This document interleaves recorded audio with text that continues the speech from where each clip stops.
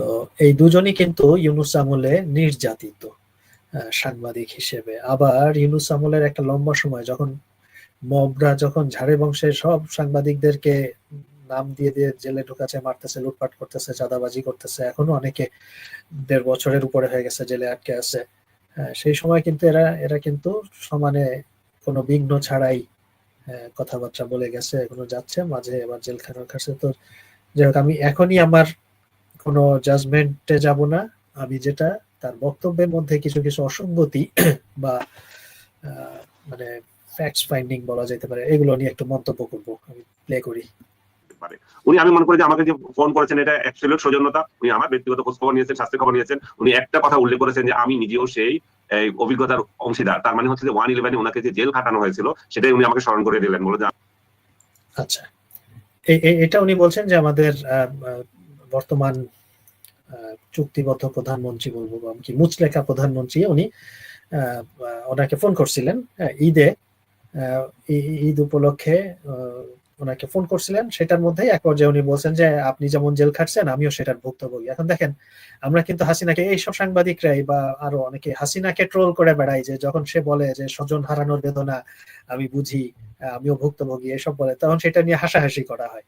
আর এখানে জেল খাটার বেদনা আমাদের তারেক রহমান সাহেব জানেন এবং বলছেন, এটা একটা তার বেশ মহানুভবতা হিসেবে আসছে। যাই হোক, ওটার নিয়েও আমার মূল বক্তব্য না, আমরা আগাই। আমি নিজেও তো এইটা এক্সপেরিয়েন্সের মধ্যে দিয়ে এসেছি। তো এবং আমাদের কিভাবে চলবে সে দুই একটা কথা হয়েছিল, ভেরি পার্সোনাল, এগুলো আমি সবগুলো শেয়ার করতে চাই না, বাট এইটুকু ওভারঅল বলতে চাই যে উনি চান যে আমরা দেশটা এবং সব মহল যাতে সামনের দিকে এগিয়ে নেওয়ার ক্ষেত্রে সহযোগিতা করেন সরকারকে, এবং ওনারাও ওইভাবে দেখবেন। আমি ওনাকে আরেকটা কথা স্পষ্টভাবে বলেছি, আমি আপনার ভালো কাজের প্রশংসা করি এবং 5 আগস্টের পর থেকে আপনার মধ্যে যে পরিবর্তন, আপনার মধ্যে যে স্টেটসম্যান সুলভ আচরণগুলো, এগুলো আমি এটা ফ্যান। আচ্ছা, এই যে 5 আগস্টের পরে ওনার মধ্যে যে পরিবর্তন এবং স্টেটমেন্ট সুলভ আচরণ, কি কি স্টেটমেন্ট সুলভ আচরণ ওনার মধ্যে দেখা গেল, এগুলা যদি আমাকে কেউ একটু জানাতে পারতেন। যে লোক 5 আগস্টের পরে দেশেই আসার সাহস পাইলো না, হ্যাঁ, আসবো আসবো করে আসে না, ফ্লাইট ক্যান্সেল করে, এই করে সেই করে, তারপরে বহুত বহুত চুক্তি টুক্তি টুচলেখার মাধ্যমে আসলেন, এসে একটা ইলেকশন করলেন, যে ইলেকশনটা মোটেই পার্টিসিপেটরি ইলেকশন না, জোর করে অর্ধেক মানুষকে ইলেকশনের বাইরে রাখা হলো, সেরকম একটা সেমি সিলেকশনে উনি, এবং ইলেকশনের রেজাল্টও আগে থেকে জানা কিরকম কি হবে সেট করা, সেই ইলেকশন করলেন। তো এইটার মধ্যে স্টেটম্যানশিপের কি দেখলেন উনি? এবং যে লোক এই ব্যাপারে একটা ঢেকুরও তুললেন না যে এইটা তো কোনো ইলেকশন হচ্ছে না, এই ইলেকশনটা তো আমার জন্য লজ্জার। একজন স্টেটমেন্ট হলে এটাই বলবে যে এই ইলেকশনে যদি আমি প্রধানমন্ত্রীও হই সেটা আমার জন্য হবে একটা লজ্জার ব্যাপার, এটা করা যাবে না, ইলেকশন সবাইকে নিয়ে করতে হবে। একটা গায়ের জোরে বেআইনি ভাবে দেশের সবচেয়ে বড় রাজনৈতিক দলটাকে ইলেকশনের বাইরে রাখা হচ্ছে, যেটা কোনোভাবেই গ্রহণযোগ্য না, এটা বলতেন স্টেটমেন্ট হলে। তো উনি সেটা না করে ঢ্যাং ঢ্যাং করে ইলেকশনে গেলেন, গিয়ে জিতে টিতে ক্ষমতায় বসলেন। বসার পরে পুলিশ হত্যার তদন্তের ব্যাপারেও ঢেকুর তুলতেছেন না, বা এই যে আওয়ামী লীগ রাজনৈতিক দলটাকে জোরপূর্বক কার্যক্রম নিষিদ্ধ করা হয়েছে, ইলেকশনে অংশগ্রহণ করতে হয়েছে, এইসব নিয়েও তার কোনো টু শব্দ নাই। উনি আছেন নামাজ টামাজ পড়ে, যাই হোক হোয়াটএভার। তো স্টেটম্যানশিপের কি হলো এটা যদি কেউ একটু ইয়ে করে আমাকে, 5ই আগস্টের পরে ওনার স্টেটম্যানশিপের কি কি নজির দেখা গেল এবং কি কি পরিবর্তন দেখলো ওনার মধ্যে। উনি যে আলমগীর সাহেব যে একদম ফ্যান হয়ে গেলেন, হ্যাঁ, যে ওনার মধ্যে অনেক পরিবর্তন দেখছেন, সেটা দেখে উনি ফ্যান হয়ে গেছেন রীতিমতো। তো সেটা কি কি আছে, এটা যদি কেউ আমাকে জানেন, এখন হোক পরবর্তীতে হোক, যে কোনো সময় কিংবা কমেন্টসে লিখে হোক, যেভাবে। আরো আরো মজা আছে, আমরা আগাই, আমরা এই ভিডিওটা নিয়ে আরো আগাই, আরো কিছু ব্যাপার স্যাপার আমার একটু কনফিউশন আছে, সেগুলো দেখি। এখন আমার কাছে একটু ভালো লাগে এবং আমি চাই যে সামনেও আপনি এভাবে এগিয়ে যাবেন, কিন্তু আপনার যদি কোনো খারাপ কাজ হয় তার সমালোচনা করবো। উনি বললেন যে অবশ্যই করবেন, আপনারা কেন সমালোচনা করবেন না? সমালোচনার জায়গা তো আছে, আমি যদি খারাপ কাজ করে দেখিয়ে দেবেন। উনি এটাও সোজা এই সৌজন্যটুকু উনি বলেছেন, দেখিয়েছেন আর কি। সিসি আমাদের নাসির। আচ্ছা, তাহলে এখানে দেখেন, আমার সমালোচনা করবেন, এটা তো সবাই বলে, ইউনূসও বলছিল আমার সমালোচনা। ওনার এই কথাটা শুনা দূর, আপনি খালি আমার পয়েন্ট করে দেন, দূর মিয়া, কোন কোন। হ্যাঁ, না, ইউনূসও বলছেন, আর স্বয়ং উনি 2001 থেকে 2006 ওই সময় কিছুদিন পর পর টিভিতে এসে বলতেন, কেউ যদি আমাদের নাম করে, জিয়া পরিবারের কারোর নাম করে আপনার কাছে চাঁদাবাজি করতে আসে, সাথে সাথে আমাদেরকে জানিয়ে দেবেন, আমরা একেবারেই কোনো টলারেট করব না। এই কথা 2 দিন পর পর শোনাইতেন, ওদিকে সবার কাছ থেকে 10% করে নিয়ে বেড়াইছেন পুরো 5 বছর ধরে। তো এই কথার উপরে এই ভদ্রলোক টেলিফোনে সৌজন্য করে বলল, আর উনি সেটা আবার সেটার উপরে আস্থা নিয়ে গদগদ হয়ে উনি আবার পাবলিক টেলিভিশনে এসে বলতেছেন যে সমালোচনা করা যাবে ওনার। ভালো কথা, সেটা গেল। এখন আসেন এইটাতে। সাহেব আমাদের চারটাই আলো। এখন উনি কথা বলতেছেন ইলেকশন কমিশনারের সাথে। হ্যাঁ, ওনার ঈদের দিন দেখা হয়েছে, ইলেকশন কমিশনারের সাথে ওনার কি কি আলাপ হয়েছে সেটা। উনি আমরা একটা সুন্দর নির্বাচন করেছেন, কিন্তু আমি ওনার ছবি সুন্দর নির্বাচন করেছেন। সুন্দর নির্বাচন কেমনে হইলো? যে নির্বাচনে অর্ধেকের বেশি লোক নাই, পার্টিসিপেশনই নাই, সেই নির্বাচন এখন মানে কোভিডে নর্থ কোরিয়ায় আপাতত তার কাছে সুন্দর লাগছে, অন্য কারো কাছে সুন্দর লাগছে কিনা সেটা তো বলে নাই, তার কাছে ভালো লাগছে। না সেটাই তো, উনি একজন দায়িত্বশীল সাংবাদিক। পরিষ্কার পরিচ্ছন্ন ছিল, ওটাই সৌন্দর্য, ওটাই সুন্দর, ওটাই বলছে আর কি। উনি একজন দায়িত্বশীল সাংবাদিক, উনি নাকি মানে 3 মাস জেল খাইটা বিরাট তো পুরা সুপার সেলিব্রিটি হয়ে গেছে আর কি জেল খাটা করে। তো এখন উনি যদি এইটা বলেন যে সুন্দর একটা ইলেকশন, ওই কোভিডে নর্থ কোরিয়ায় কেউ মারা যায় নাই কিংবা সৌদি আরবে কোনো ধর্ষণ হয় না, এইরকম একটা স্টেটমেন্ট হয়ে গেল না যে 12 ফেব্রুয়ারির ইলেকশনটা সুন্দর ইলেকশন হয়েছে। মারামারি কে করবে কে, এটা তো পুরো আগে থেকে সবকিছু একদম টেবিলে নেগোশিয়েট হয়ে গেছে, কোন সিটে কে জিতবে, কাকে কে যাচ্ছে পার্লামেন্টে। হ্যাঁ সেটা, এবং লাস্ট মোমেন্টেও কি ইয়ে হয়েছে, কিছু অদল বদল, ওই যে আপনার জামাতের আমির তো হারতে বসছিল, তাকে আবার তখন ইয়ে করা হলো, এবং পুরোটা একটা ইঞ্জিনিয়ার্ড ইলেকশন, সেটাকে উনি বলতেছে খুব সুন্দর ইলেকশন হয়েছে। এটা কিন্তু ওনার বক্তব্য, এই আনিস আলমগীর সাহেবের। আচ্ছা তারপরে আগাই। একটা পোস্ট করেছে, অনেকে গালাগালি করছেন ওইখানে যে এই লোকটার সাথে আমি কেন দিলাম। এই লোকটার সাথে আমার সৌজন্যতার বিষয় হচ্ছে ব্যক্তিগত বা সম্পর্ক তো আমরা সমালোচনা করবো তার রাষ্ট্রীয় জীবনের কাজকর্ম নিয়ে, ব্যক্তিগত অসম্মান তো আমরা কাউকে করতে পারি না। উনি চিটং এর লোক, উনাকে আমি চিটং সমিতির একসময় কর্মকর্তা ছিলাম, সো ঢাকায় যে চিটং সমিতি আছে, তো সেই হিসাবে ওনার সাথে আমার ওইখানে দেখা পরিচয়, এবং কালকে আমার সাথে ওনার যে কথা হলো সেই সৌজন্যতার ভিত্তিতে কথা হলো। যেহেতু আমি জেলে ছিলাম, এই নির্বাচন নিয়ে আমি কিছু দেখতে পারিনি, আমার যে সমস্ত একটা প্রশ্ন ছিল সেগুলো আমি বললাম, শুধু আমি ওনাকে স্পষ্ট করে বললাম আপনার সঙ্গে বা অন্য কারোর সঙ্গে আমি যতদিন টক শো করেছি ইউনুসের নির্বাচন নিয়ে অনেকের সন্দেহ ছিল। আমি বলেছি যে নির্বাচন কি হবে, কখন ইউনুস দিতে চাচ্ছে না সেটাতে আমার কোনো সন্দেহ নাই, কিন্তু ইলেকশনটা যে কন্ডাক্ট করার ক্ষেত্রে যে নাসির সাহেব যে ভালো ভূমিকা রাখবেন সেটাতে আমি শিওর। কারণ উনি শিওর কেন? কারণ ওনার পরিচিত লোক, ওনার চিটাগং এর লোক, ওনার সাথে ওঠা বসা আছে বা যোগাযোগ আছে, এই কারণে উনি অ্যাসিওরেন্স দিয়ে দিলেন যে নাসির সাহেব ইলেকশনটা খুব সুন্দরভাবে করবে। এরকম একটা মেরুদণ্ডহীন মানুষ, একটু পরে শুনলেই বুঝবেন তার নিজের স্বীকারোক্তিতেই, এরকম একটা মেরুদণ্ডহীন মানুষের উপরে উনি ইয়ে দিয়ে দিলেন যে উনি খুব সুন্দর ইলেকশন করবেন। ওনাকে আমি চিনি, ওনার একটা প্রিন্সিপাল আছে, কালকে সেটা আমি আবার ওনাকে ওনার একটা প্রিন্সিপাল আছে, কথাগুলো মনে রাখবেন।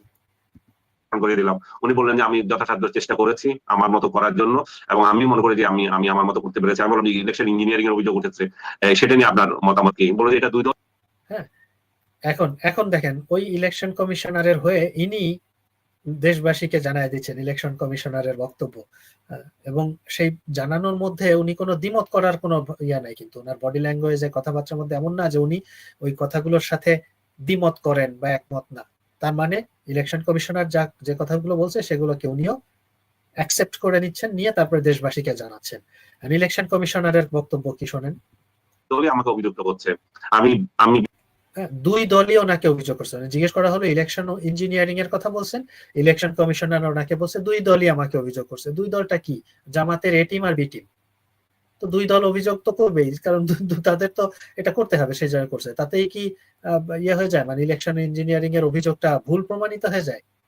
হ্যাঁ উনি সেটা বলে বেড়াচ্ছেন। আচ্ছা তারপরে বিশেষ করে একটা নির্বাচন নিয়ে আমি একটু বিস্ময় প্রকাশ করেছি, ঢাকায় নাহিদ কিভাবে জিতে। নাহিদের সাথে একটা শক্ত প্রতিদ্বন্দ্বী ছিল। উনি বলেন যে এই যে আনিস আলমগীর সাহেব বিস্ময় প্রকাশ করছেন যে নাহিদ কিভাবে জেতে, শক্ত প্রতিদ্বন্দ্বী ছিল। সেটার উত্তরে election commissioner, chief election commissioner বলছেন বিএনপি যে জায়গায় একটুখানি নাম উল্লেখ না করে উনি বললেন যে একটু ভুল করেছে, যেটা প্রবাসী ভোটারদেরকে তারা গুরুত্ব দেয়নি। উনি ইলেকশন ইঞ্জিনিয়ারিং নিয়ে কোনো কথা না বলে উনি বলেন বিএনপি ভুল করছে, বিএনপি প্রবাসী ভোটারদেরকে গুরুত্ব দেয় নাই। আচ্ছা একটা ইলেকশন কনস্টিটিউয়েন্সিতে কতজন প্রবাসী ভোটার? ইয়েস জামাতিরা ওই মিডল ইস্টের প্রবাসী ভোটারদের ভোটগুলা সবাই সেগুলা তারা চুরি করছে। ওই ব্যালট পেপার এক ঠিকানায় শত শত ব্যালট পেপার গেছে, তারা আবার সেখান থেকে সিল মেরে ফেরত পাঠাইছে। এটা কিন্তু এটা তো কোনো একটা কনস্টিটিউয়েন্সির না, এটা তো সারা দেশের 300টা কনস্টিটিউয়েন্সির ঘটনা। তো কি এমন সংখ্যক ভোটার মিডল ইস্টে থাকে যেটা দিয়ে একটা ইয়ার পুরা রেজাল্ট পাল্টে যায় ঢাকার মতো একটা জায়গার। হ্যাঁ, ইলেকশন কমিশনার ওইটা দিলেন এবং সে তার ইলেকশন ম্যানেজমেন্ট নিয়ে তার কোনো কথা না, পাশ কাটায় গিয়ে বিএনপি কি ভুল করছে তো এটা তো ভাই টং দোকানের আলাপ হয়ে গেল। টং দোকানে আলাপ করতে বসে লোকে বলবে আরে বিএনপির রুচি ছিল এই করা ওই করা সেই করা তাই করা, হ্যাঁ তাইলেই জিতা যাইতো, হ্যাঁ ওরা এটা করলো না বলেই জিতলো না, এইসব উসিলা খুঁজবে। সে কিন্তু ইলেকশন ইঞ্জিনিয়ারিং নিয়ে বা কি হয়েছে ভাগাভাগি এগুলো নিয়ে কোনো কথা নাই। সে টং দোকানের মতো একটা চিফ ইলেকশন কমিশনার টং প্রবাসী দোকানের ভোটারদের বেলায় অন্যরা খুব ভালো পেয়েছে। আর সেকেন্ড উনি আরেকটা কথা বললেন যে আওয়ামী লীগের প্রসঙ্গে আমি জিজ্ঞেস করলাম আওয়ামী লীগকে কেন উনি নিষিদ্ধ করলেন, আওয়ামী লীগকে নিষিদ্ধ করা তো ঠিক হয়নি। উনি এইখানে এখন দেখেন তো প্রথমে ওই ইলেকশন ইঞ্জিনিয়ারিং এ সে পুরা হেরায় গেল, উনি নাকি ম্যান অফ প্রিন্সিপাল, কিন্তু প্রশ্ন একটা করলে উত্তর দেয় আর একটা। আবার এখানে আওয়ামী লীগকে কেন নিষিদ্ধ করলো এই প্রশ্নটা করলো, সেটার উত্তরে কি বলে বললেন যে দেখেন এটা আমার হাত ছিল না, এটা পুরোপুরি সরকারের একটা নির্দেশনা ছিল, সরকারের ওনার হাত ছিল না, সরকারের নির্দেশনা ছিল। সরকার কি এরকম কোন নির্দেশ দেয়ার বৈধতা রাখে? বিশেষ করে যে সরকারের নিজেরই কোনো বৈধতা নাই সেই সরকার, তার মানে উনি chief election commissioner is a man of principal, তার উপরে সরকার একটা হুকুম চাপায় দিল, তাহলে তো সে ইনস্ট্যান্টলি পদত্যাগ করবে। কিংবা আচ্ছা তখন না হয় মবের ভয় ছিল, এখন তো ইউনুস ক্ষমতায় নাই, এখন সে তাইলে সাংবাদিক সম্মেলন ডেকে বলবে যে আমাকে দিয়ে জোর করে সরকার আওয়ামী লীগকে নিষিদ্ধ করছে, ইলেকশন কমিশন থেকে রেজিস্ট্রেশন স্থগিত করাইছে, সরকার আমাকে দিয়ে জোর করে করাইছে। সংবাদ সম্মেলন ডেকে তারপরে ইলেকশন কমিশন থেকে সেই অর্ডারটা জোর করে তাকে দিয়ে যেটা করাইছে সেই অর্ডারটা আবার সে বাতিল করে দিবে, যে এখন আর সেই কি জানো মব কিং এখন আর ক্ষমতায় নাই, তাহলে পরে আমি এখন আমার যে ন্যায্য দায়িত্ব যেটা সেই কাজটা করি। He is a man of principal, মনে রাখতে হবে। আনিস আলমগীর সাহেব বলছেন যে আমাদের chief election commissioner is a man of principal, তো তাকে দিয়ে জোর করে করাইলো এবং উনি করলেন এবং এখন পর্যন্ত উনি মুখ বুজে বসে আছে। শুধু ঈদের দরগায় ঈদের মাঠে নামাজের শেষে আনিস আলমগীরের সাথে যখন দেখা হয়েছে তখন ব্যক্তিগতভাবে তার কানে কানে এই কথাগুলো বলছে। নির্দেশনা অনুযায়ী আমাদেরকে এখানে এক করতে হয়েছে, এই ব্যাপারে আমার ইয়ে নাই। তবে আওয়ামী লীগ তো নির্বাচনে এমনি আসতো না, আসলে এইটা দেখেন একদম মানে জুতা দিয়া পিটানোর মতো একটা কথা, জুতা দিয়া পিটানোর মতো একটা কথা। আওয়ামী লীগ নির্বাচনে আসবে কি আসবে না এইটা দেখার দায়িত্ব তো ইলেকশন কমিশনের না। ইলেকশন কমিশনের দায়িত্ব হলো সবগুলো মানুষের, প্রত্যেকটা মানুষের জন্য একটা উপযুক্ত পরিবেশ তৈরি করা, যেন যে মানুষটাই ইলেকশনে দাঁড়াতে আগ্রহ প্রকাশ করবে তার যে আইনের ভিতরে যেসব ক্রাইটেরিয়া আছে, যেসব শর্ত আছে, সেই সব শর্ত যদি সে পূরণ করে তাহলে তাকে ইলেকশন করতে দিতে হবে এবং ইলেকশনের জন্য ব্যবস্থা করে দিতে হবে। আওয়ামী লীগ ইলেকশনে আসতো না এই কথাটা আমাদের চিফ ইলেকশন কমিশনার কি করে জানলেন? ওনার কাছে কি ওহী নাযিল হয়েছিল? বা আওয়ামী লীগের কোনো নেতার মুখে কোনোদিন আমি তো শুনলাম না হাসিনা তার কর্মীদের সাথে কথা বলে রেগুলার বেসিসে, আমি জানি সেখানেও তো কোনো কর্মী কেউ তো কোনোদিন বললো না যে হাসিনা বলছে আমরা ইলেকশন, আমাদেরকে সুযোগ দিলেও আমরা ইলেকশন করব না, এরকম কোনো কথা তো হয় নাই। তাহলে চিফ ইলেকশন কমিশনার সে আওয়ামী লীগ ইলেকশনে আসতো না সেজন্য তাদেরকে আমি নিষিদ্ধ করে ঠেলে রেখে দিলাম, হইল কোনো কথা? ধরেন আপনার বাসায় আপনি একটা বিড়াল পোষেন, আপনার বাচ্চাকে আপনি খাবার দিচ্ছেন না, এক বেলা দুই বেলা তিন বেলা, একদিন দুই দিন হয়ে যাচ্ছে, কিছু তাকে খেতে দিচ্ছেন না, তারপরে লোকজন এসে পুলিশ এসে আপনাকে ধরলো যে তুমি তোমার বাচ্চাকে খেতে দাও না কেন? ওরে তো খাইতে দিলেও খাইতো না সেজন্য ওই খাবারটা দেই নাই। এটা কোনো কথা হইলো না তোরে ভাই? একটা সাংবিধানিক পদে বসা একজন মানুষ এই ধরনের কথা বলে, এই ধরনের পিছলা কথা বলে, আই ডাউট এই লোকটাকে জামাতি কিনা, এরকম ইসলামী টাইপের কথাবার্তা আমাদের ইলেকশন কমিশনার বলতেছে, সে ডেফিনেটলি জামাতি টাইপের কেউ একজন হবে। জামাতের লোকেরা এই ধরনের পিছলা কথা বলে, আওয়ামী লীগ তো ইলেকশনে আসতো না সেজন্য তাদেরকে আমরা রেজিস্ট্রেশন বাতিল করে ইলেকশন থেকে দূরে সরায় রাখছি। এবং এই কথাটা বলতেছে আনিস আলমগীর সাহেব, এটার সাথে ওনার কোনো মতামত যুক্ত করতেছেন না যে এই কথাটা একজন ইলেকশন কমিশনার এই কথা তো বলতে পারে না এবং এটা কোনো অজুহাত হতে পারে না, এটা কোনো যুক্তি হতে পারে না, এসব কোনো কথা বলছেন না। ওনারা কিন্তু সাংবাদিক, বুদ্ধিজীবী দেশের, তাই না? সাংবাদিকদের তো দেশের বুদ্ধিজীবী বলে। বড়মনি সার্টিফিকেট দিয়ে দিচ্ছেন যে ওই ইলেকশন কমিশনার সাহেবের is a man of principal. আবার যান ওনার কথার পরিপ্রেক্ষিতে একটা কথা বলি, সেটা হচ্ছে মুচলেকা সরকারের মুচলেকা সাংবাদিক। হ্যাঁ, এখন সমস্যা হয়ে গেছে, এইসব সাংবাদিক এনারাই তো আবার আমাদের সবকিছুর নীতি নির্ধারক। আসছি। এখন কিছু কিছু সুপার হিরো কাজকর্ম তো করছেই, বুঝেন না?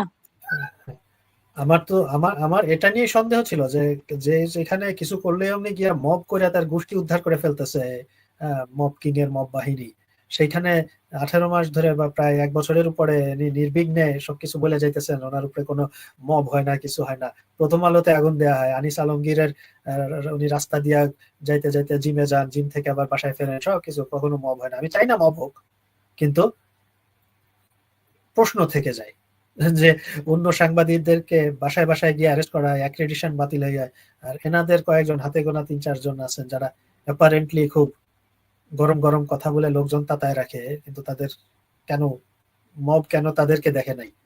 আচ্ছা, সেটা যা হোক, ওইটা আমি গুরুত্বপূর্ণ না। আমি এইখানে এই কথাগুলোর প্রত্যেকটার আমি একটু আর কি ইয়ে করতে চাই, আর কি অ্যানালাইসিস করতে চাচ্ছি যে এইটা কি কোনো দায়িত্বশীল একটা একটা ক্লাস, মানে কি বলবো, ম্যাট্রিক পাস করা একটা ছেলে মেয়েও এটা বুঝবে যে এই ধরনের কথা কোনো যুক্তি হয় না। আওয়ামী লীগ তো ইলেকশনে আসতো না, আর আমাকে সরকার উপর থেকে চাপ দিছে, সেজন্য আমি তাদের রেজিস্ট্রেশনটা বাতিল করে রাখছি, তাদেরকে ইলেকশনে আসতে দেই নাই। আবার বলতেছে এত সুন্দর একটা ইলেকশন হয়েছে, আবার বলতেছে সে একজন ম্যান অফ প্রিন্সিপাল। আচ্ছা, তারপরে কি বলে দেখি। আসবে কি আসবে না সেটা একটা অনিশ্চয়তা ছিল। আর ও, অনিশ্চয়তা ছিল, অনিশ্চয়তা ছিল, তাতেই বাতিল করে দিছে। আচ্ছা, চিন্তা করেন তো, 2014 সালের ইলেকশনে বিএনপি একদম ঘোষণা দিছে, বিএনপি জামাতের আগে থেকে ঘোষণাই দিয়ে দিছে আমরা ইলেকশনে যাব না। তখন যদি দি দেন প্রাইম মিনিস্টার, এবং তখন তো সে রাইটিয়াস প্রাইম মিনিস্টার, মানে তখনও 14 সালের ইলেকশন হয় নাই, 2008-এর ইলেকশনে আসছে, যে ইলেকশনটা নিয়ে কারোর কিছু বলার নাই, কোনো সন্দেহ নাই। আমি তর্কের খাতিরে অন্যগুলা নিয়ে এই মুহূর্তে কথা বলতেছি না।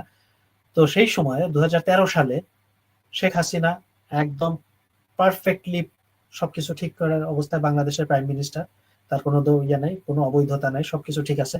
সেই প্রাইম মিনিস্টার যদি ইলেকশন কমিশনকে হুকুম দিত যে বিএনপি জামাত তো বলছে তারা ইলেকশনে আসবে না, তাহলে তাদের রেজিস্ট্রেশন বাতিল করে দাও, তাদেরকে এবার ইলেকশনে দাঁড়াতে দিও না, এই অর্ডারটা যদি প্রাইম মিনিস্টারের দপ্তর থেকে ইলেকশন কমিশনে যাইতো, এই আনিস আলমগিরি, এই মঞ্জুরুল হক আলম পান্না বসে বসে শুনতেছে, বা আরো যত সুশীল আছে বাংলাদেশের, আসমান কাঁপায় ফেলতো, খোদার আরশ কাঁপায় ফেলতো, ফাটায় ফেলতো সবকিছু দুনিয়াদারি। অথচ এখন অবলীলায় বলে যাচ্ছে মনে হয় আসবে না, আওয়ামী লীগ তো মনে হয় আসতো না, সেজন্য তাদের রেজিস্ট্রেশন বাতিল করে দিচ্ছি। দ্বিতীয়ত হচ্ছে যে আওয়ামী লীগ শেষ পর্যন্ত ডিসিশন নিয়েছে যে একটা রাজনৈতিক দলকে ভোট দেবে। উনি নাম উল্লেখ করলেন আর কি, উনি বিএনপির কথাই বোঝাতে চাইলেন, যে আমি বললাম যে বিএনপির কথা বলে, হ্যাঁ বিএনপি কে শেষ পর্যন্ত তারা বিএনপি কে ভোট দিল, এবং পুরো আওয়ামী লীগ বিএনপি একসাথে ইলেকশন। এইটাও কি কোনো যুক্তি হইল? তারা আওয়ামী লীগকে ইলেকশনে যেতে দিচ্ছে না, সেই কারণে এক পর্যায়ে আওয়ামী লীগ ঠিক করছে যে জামাত, আওয়ামী লীগ, তাও এটা আওয়ামী লীগ ঠিক করছে না, কে ঠিক করছে এই জন্য, এবং এরকম কোনো অফিসিয়াল কোনো ডিক্লারেশন তো লীগের তরফ থেকে আসে নাই যে তোমরা গিয়া বিএনপি কে ভোট দাও। তো সেইটাকে সে বলতেছে আওয়ামী লীগের সবাই বিএনপি কে ভোট দিছে, একটা দলকে ভোট দিছে, মানে তার মানে আওয়ামী লীগের লোকেরা তো ভোট দিতে পারছে। চিন্তা ভাবনা দেখেন, একজন ধরেন আপনার ওই আবারও আপনার বাচ্চার এক্সাম্পল দেয়, ধরেন আপনার বাচ্চা ভেজিটেরিয়ান, কিন্তু আপনি বাসায় খাবার রান্না করতেছেন, সে কোনো ইয়ে নাই, নন ভেজ কোনো খাবার রান্না করতেছেন না, এক পর্যায়ে সে বাধ্য হয়ে আপনার ওই মাছের কিংবা মুরগির কোনো একটা রান্না সে খাইলো।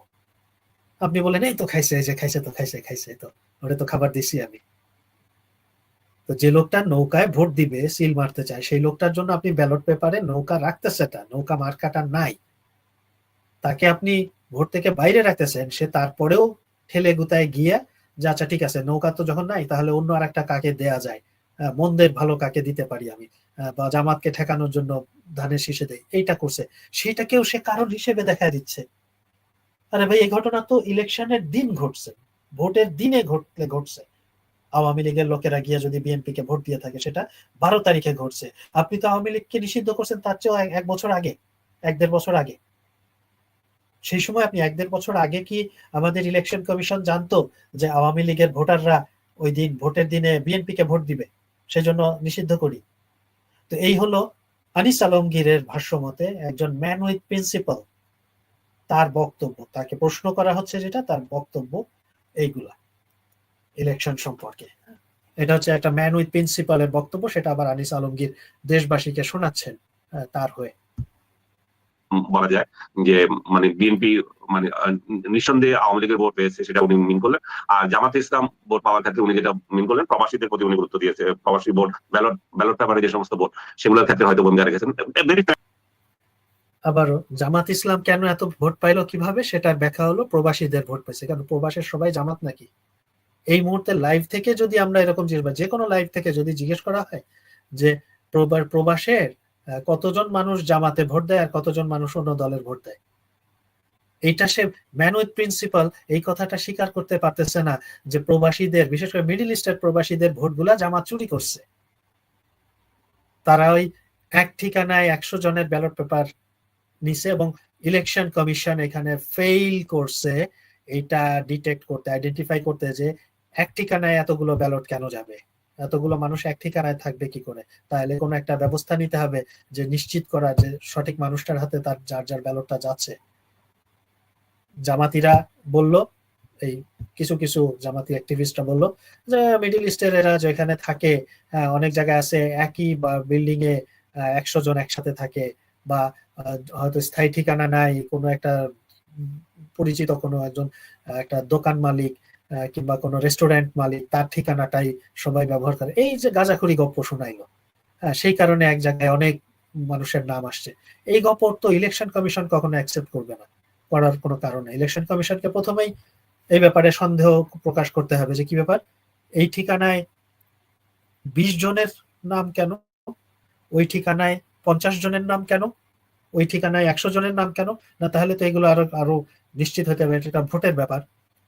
সেই সব কিছু না করে উনি ঢালাও গিয়ে যাচ্ছেন। আই এম শিওর, এখন আমি মোটামুটি শিওর এই ইলেকশন কমিশনার এই ব্যাটা জামাইত্তারা এরকম ইসলামী কথাবার্তা বলে, হ্যাঁ, যেটা ইয়াতে ব্যাপার না, সে এদিক ওদিক যাবে, কিন্তু তারা যে ফেইল করছে, ইলেকশন কমিশন যে এই জিনিসটাকে ফ্যাসিলিটেট করছে, এই ভোট চুরিটা, সেগুলোর ব্যাপারে তার কোনো ইয়া নাই। উনি বিএনপি কি ভুল করছে, তো আওয়ামী লীগ এই করতো তো ওই করতো, হ্যাঁ, তো জামাতিরা এই ভালো কাজ করছে সূক্ষ্মভাবে, জামাত কত বুদ্ধিমান দেখেন, বিদেশিদের ভোটগুলা ঠিক তারা সিকিউর করে ফেলছে, এইগুলা প্রচার করে বেড়াচ্ছে। সেই লোকটাকে ইনি ন্যাশনাল টিভিতে বা মানে ন্যাশনাল অডিয়েন্সের সামনে এসে বলতেছে ম্যান উইথ প্রিন্সিপাল। ফ্র্যাঙ্কলি এগুলো আমার বলাও ঠিক না। এগুলো একান্ত, আমি তো ওনাকে ইন্টারভিউ করি নাই, যে আমি আমার সাথে যেটুকু কথা হচ্ছে সেটা আমি শেয়ার করছি, এবং এটা পার্সোনাল শেয়ার করা উচিত না। ছোট করে একটু জানতে চাই যে সিসিজি বললেন যে আওয়ামী লীগকে নিষিদ্ধ করার বিষয়ে তার হাত সরকারের উপরে চাপে বা তাদের নির্দেশ করা হয়েছে। আপনি কি মনে করেন যে এখন আওয়ামী লীগের প্রতি বিএনপি সরকারের আচরণটি কেমন হওয়া উচিত, তাদের উপরে যে অফিসিয়ালি নিষেধাজ্ঞা দেওয়া আছে এটা কি উল্টো করা উচিত এই মুহূর্তে? এটি নির্ভর করছে আওয়ামী লীগের উপর। আওয়ামী লীগ এইবার আনিস আলমগীরের আসল চেহারাটা বের হয়ে গেল। এতক্ষণ উনি সিইসি এর উপরে, সিইসি এই বলছেন, সিইসি ওই বলছেন, সিইসি বলছেন বিএনপির এই করা উচিত ছিল, সিইসি বলছেন আওয়ামী লীগ ওই ভুলটা করছে, এটা সেটা। এখন কিন্তু নিজের লেজটাই বের হয়ে যাচ্ছে। ও at the same time Manjurul Alam Panna এটা জিজ্ঞেস করছেন না যে ইলেকশন কমিশন কেন তাদের ওইটা তাহলে এখন উইথড্র করছে না, এই প্রশ্নটা আসবে না। ইলেকশন কমিশন তো একটা স্বাধীন বডি, এবং ইউনুস ছিল মব কিং, তার ইয়া মতো না হলে মব টব হবে, কিন্তু এখন তো সেই মব টব হওয়ার ভয় নাই। এখন না দেশে শান্তি, সুষ্ঠু গণতন্ত্র চলে আসছে। তো এখন ইলেকশন কমিশন কেন তাদের সেই ভুলটাকে শুধরায় নিচ্ছে না, প্রশ্নটা এটা আসা উচিত। সবাইকে জানানো উচিত যে এখন ইলেকশন কমিশনের দায়িত্ব, তাকে দিয়ে জোর করে একটা কাজ করাইছে, যেই মুহূর্তে সে সেই জোর করার সেই শক্তিটা সরে গেছে, সেই মুহূর্তে সে সেই কাজটা থেকে বের হয়ে আসবে। ধরেন একজনকে দিয়ে, আপনার পাড়ার গুন্ডা জোর করে আপনাকে দিয়ে কি করে পানি টানায়, হয়তো ধরেন কলসিতে ভরে পানি নিয়ে টানায় 10 তলা পর্যন্ত উঠায় আপনাকে দিয়ে। সে পাড়ার গুন্ডাটা যেদিন মরে যাবে, আপনি তো সেদিন থেকে স্টপ করে দিবেন ওই কলসি মাথায় নিয়ে 10 তলা পর্যন্ত পানি ওঠানো। ইমিডিয়েটলি আপনি সেটা বন্ধ করে দিবেন, কারণ আপনাকে দিয়ে জোর করে একটা কাজ করাচ্ছে, একটা অন্যায় কাজ আপনাকে দিয়ে জোর করে করাচ্ছে। তো সেই 1 মাসের উপরে হয়ে গেল, সেই মব কিং আর ক্ষমতায় নাই, মব কিং এর আর খবরও নাই, পালায় থাকে কোথায় আল্লাহ জানে। কিন্তু আমাদের man with principal election commissioner সাহেব সেই এখনো সেই কলসি মাথায় নিয়ে 10 তলা পর্যন্ত উঠতেছেন সিঁড়ি ভেঙে ভেঙে। উনি ওনার ওই কাজটা উনি ইয়া করতেছে না, মানে আন্ডু করতেছে না। এবং তারপরে মঞ্জুরুল আলম পান্না জিজ্ঞেস করতেছে সরকারের কি, মানে এটা কি একটা সরকারের কি করবে না করবে, মানে সরকারের ডিসিশন, সিদ্ধান্তের ব্যাপার, দয়ার ব্যাপার, নাকি এটা একটা আইনের ব্যাপার? বেআইনি ভাবে একজনের উপরে একটা জিনিস চাপানো হয়েছে, একটা বড় রাজনৈতিক দলকে সম্পূর্ণ বেআইনি ভাবে ইলেকশন থেকে দূরে রাখা হয়েছে আইন করে। সরকার এই বেআইনি কাজটাকে আন্ডু করতে বাধ্য, এটাই সরকারের দায়িত্ব। যদি আমরা বলি যে সে দেশে গণতন্ত্র প্রতিষ্ঠিত করতে আসে, গণতন্ত্র ফিরে পাইছি আমরা, স্বস্তির নিঃশ্বাস ফেলছি অমুক তমুক, এসব কথা যারা বলে তাদের তো কথা হবে পান্না যেরকম, মানে সরকার কি করবে এখন, সরকারের দয়ার একটা বিষয়, দয়া না, বরং তাদের ভোকাল হতে হবে। এভাবে আওয়ামী লীগের আমলে তো দেখছি তারা তো ভোকাল, দাবি দেওয়া, আদেশ দেয়। বিএনপি ইলেকশন বর্জন করতেছে, এইসব সাংবাদিকরাই টকশোতে গিয়ে আদেশ দিচ্ছে সরকারকে, সরকারের উচিত বিএনপির সাথে কথা বলে তাদেরকে আনা, সরকারের দায়িত্ব অনেক বেশি, বিরোধী দলকে আস্থায় আনা। এই কথাটা শুনতে শুনতে কান পচে গেছে আওয়ামী লীগের আমলে এইসব সাংবাদিকদের মুখেই, যে সরকারের উচিত বিএনপিকে আস্থায় এনে ইলেকশন করা, একটা ইনক্লুসিভ ইলেকশন করা অমুক। এখন কিন্তু এরা আর বলছে না যে বিএনপির উচিত একটা বেআইনি আদেশকে আন্ডু করে সেই আদেশটা থেকে সেই বেআইনি আদেশটা বাতিল করা, এটা কিন্তু বলছে না। এখানে প্রশ্ন হচ্ছে হুজুরের কি দয়া হবে, হুজুর তাহলে এখন কি করবেন, এরকম প্রশ্ন এখন করতেছে। এখন আর তাদের সেই আওয়ামী লীগ আমলে সেই তেজ আর তাদের ইয়াতে গলায় নাই। তো সেখানেও দেখেন আনিস আলমগীর সাহেবের লেজটা কিভাবে বাইর হয়। উনি সরকারের যেখানে দায়িত্ব সেটা বাদ দিয়ে আওয়ামী লীগকে কি করতে হবে, ভাই একটা বেআইনি জিনিস তাদের উপরে চাপায় দেওয়া হয়েছে রাষ্ট্রীয়ভাবে, সেটা থেকে রাষ্ট্রের দায়িত্ব সেই বেআইনি জিনিসটাকে বাতিল করা। সেই দিকে তারা টু শব্দটা না করে আওয়ামী লীগের এই উচিত ওই উচিত, কি করা উচিত শুনি আমরা। যদি প্রতিদিন তারেক জিয়া এবং বিএনপি কে গালাগালি করে এবং আওয়ামী লীগের শীর্ষ নেতারা যদি মনে করে যে ডক্টর ইউনূস এবং তারেক জিয়া সরকার একই রকম, তো তাহলে তারাও তো ভালোভাবে নেবে না বিষয়টা। আমি পুরা গুন্ডা মার্কা একটা কথা হয়ে গেল যে আমারে যদি তুই গালিগালাজ করিস, আমারে যদি সমালোচনা করিস, আর আমারে যদি তুই ওই মব কিং এর সাথে তুলনা করিস, তাইলে কিন্তু তোদেরকে এই বেআইনি ইয়েটার মধ্যে আমি রেখে দিব সারা জীবন। হাসিনা আমার মনে আছে 17 বছরে একবার বলছিল, ওই যখন এই তারেক সাহেব যখন ওই বাঁশের কেল্লার সাপ্লাই দেয়া স্ক্রিপ্ট পড়ছিল লন্ডনে থাকতে, পড়া বঙ্গবন্ধুকে বঙ্গশত্রু, তো স্বাধীনতায় 30 লাখ না 3 লাখ বা এরকম আরো আরো অনেক কথা সে বলছিল। বাঁশের কেল্লার লেখকদের লেখা স্ক্রিপ্ট পড়ছিল আর কি, হ্যাঁ, পাবলিকলি। এইগুলো যখন করছিল তখন একদিন হাসিনা বলছিল যে ওই লন্ডনে যে আছে তাকে একটু মুখ টুক সামলায় কথা বলতে বলেন, একটু মুখে লাগাম দিতে বলেন, তা না হলে কিন্তু এইদিকে ঝামেলা হবে। ইঙ্গিত করা হয়েছে যে বেগম খালেদা জিয়া তখন জেলে ছিলেন, জেলে তার সাথে একটা ফাতেমাও ছিল। হাসিনাই তাকে এই জিনিসটা করছে, এই বেআইনি কাজটা হাসিনা করছে, যে একজন নিরীহ মানুষকে আর একজন জেল বন্দির সাথে জেলে পাঠাইছে, হ্যাঁ, তার সেবা শুশ্রূষা করার জন্য, সে রাজতন্ত্রের মতো। তো হাসিনা এই অন্যায়টা করছে এবং এটার দিকে ইঙ্গিত দিচ্ছে যে তার মায়ের এইসব সুযোগ সুবিধা তুলে নিবে সে যদি এরকম বঙ্গশত্রু তো এইটা সেটা এগুলো বলে। এই কথাটা হাসিনা একবার বলছিল সাংবাদিকদের সামনে, যে ওনারে লন্ডনের ওনারে একটু বুঝে শুনে কথা বলতে বলেন, মুখ সামলায় কথা বলতে বলেন।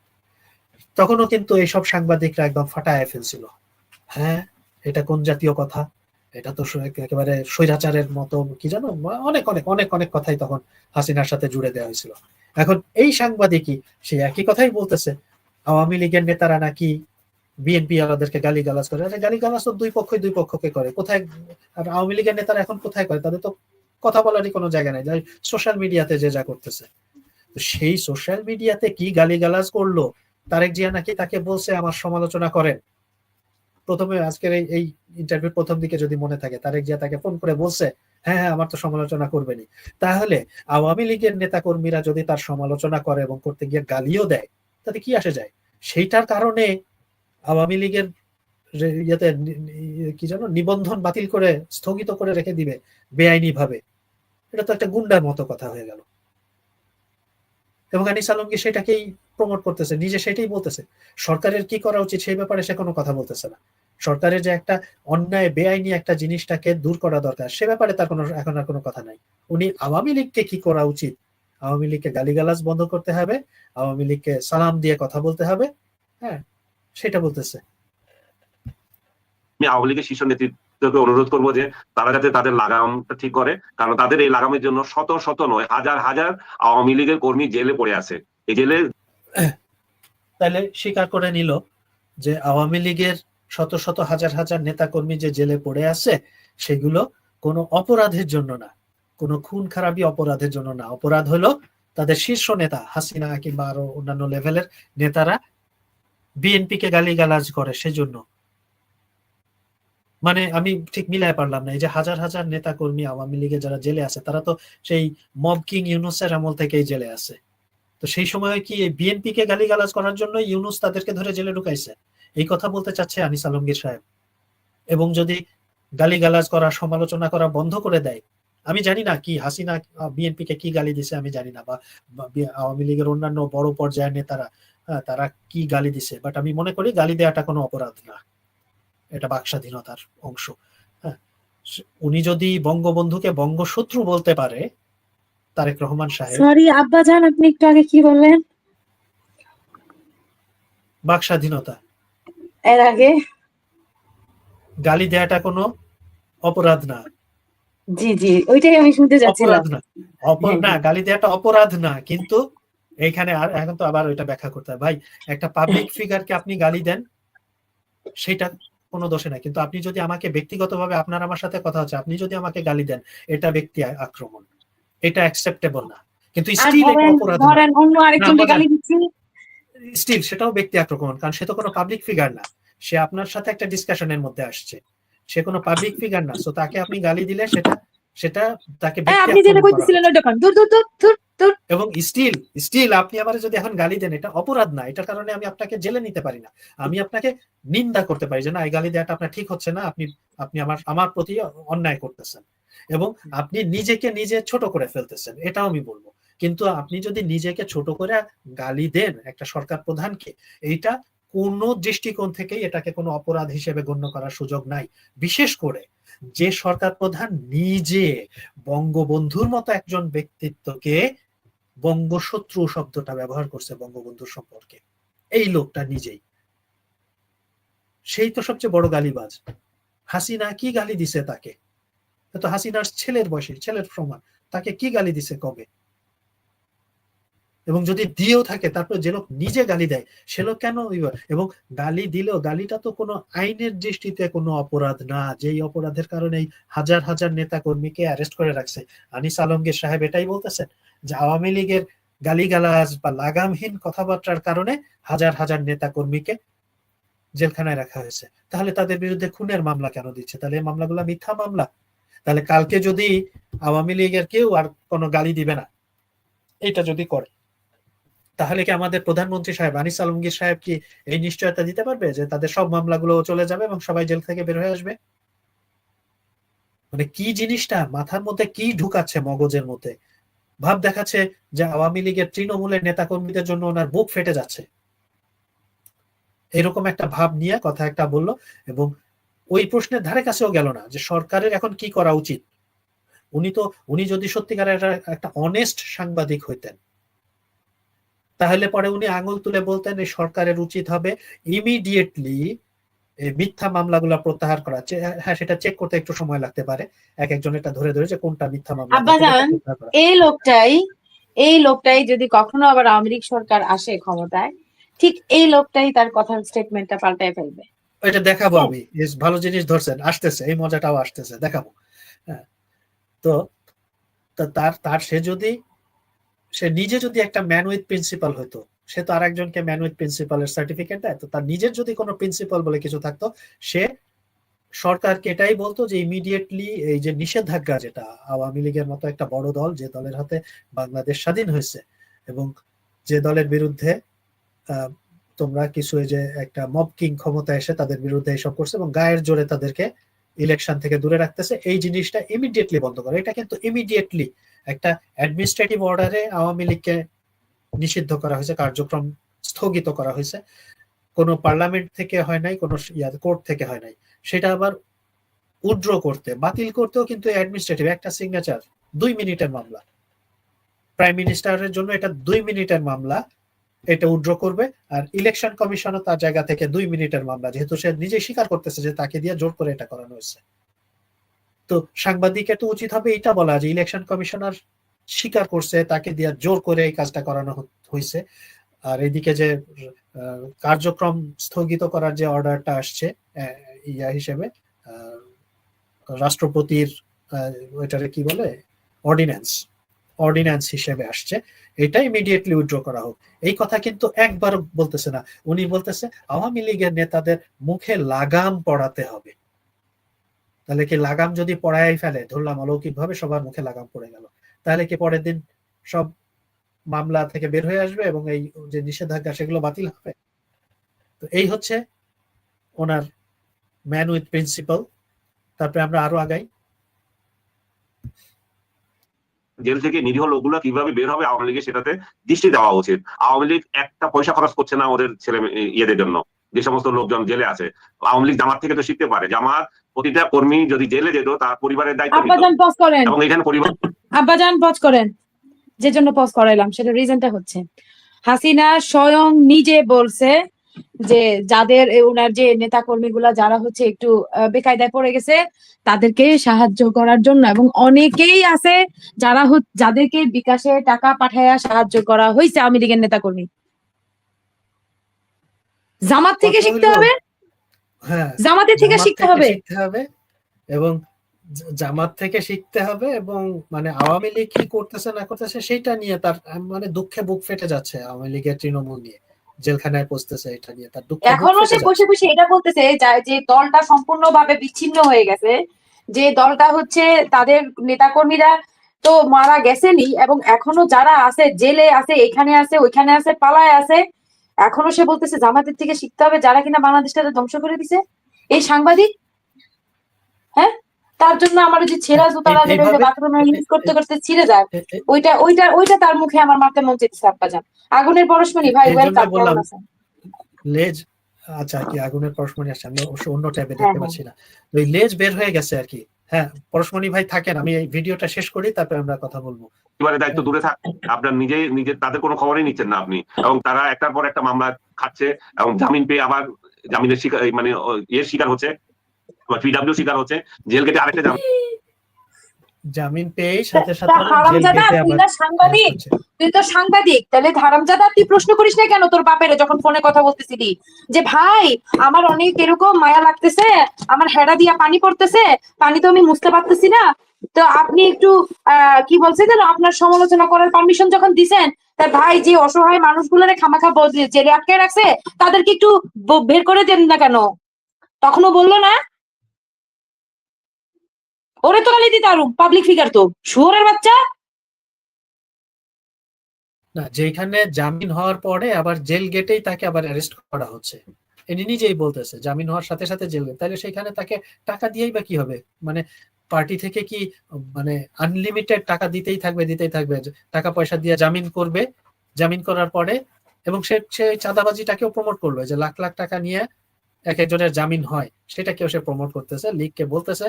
শুনেন, সে নিজেও তো পকেট থেকে টাকা দিছে। শুনেন, ওর অবস্থা হচ্ছে এরকম, আমিও তো পকেট থেকে টাকা দিয়ে জামিন নিয়ে আসছি, তা আমার যেহেতু টাকা খোয়া গেছে তাহলে সবার যান। ও হচ্ছে ওই হারামজাদা, ও হচ্ছে লেসকাটা শিয়াল।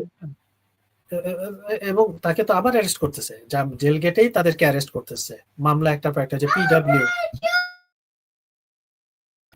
পিডব্লিউ এটাকে, আরে এটার ইলাবোরেশনটা তো ভুলে গেলাম। পিডব্লিউ একটা শব্দ আছে যে ওই আপনার ওয়ারেন্ট কি যেন একটা, পেন্ডিং ওয়ারেন্ট এরকমই বোধহয়, যে যার মানে হলো কোনো একটা মামলায় অন্য আরেকটা মামলায় দেখায় আবার তাকে অ্যারেস্ট করে।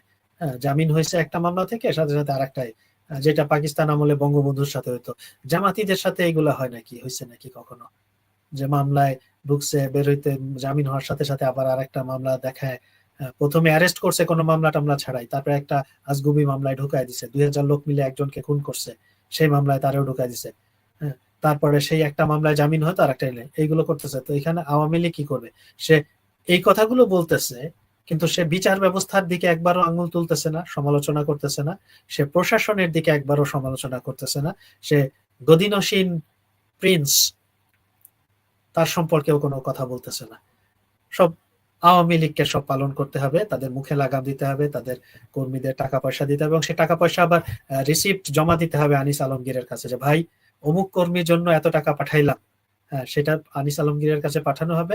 যেহেতু আনিস আলমগীরের কাছে এরকম কোনো মানি রিসিপ্ট কেউ জমা দেয় নাই, অতএব উনি ধরে নিচ্ছেন যে কেউ কোনো টাকা দিচ্ছে না, এবং সেটা উনি জোর গলায় গলা পিটায় বলে বেড়াচ্ছেন।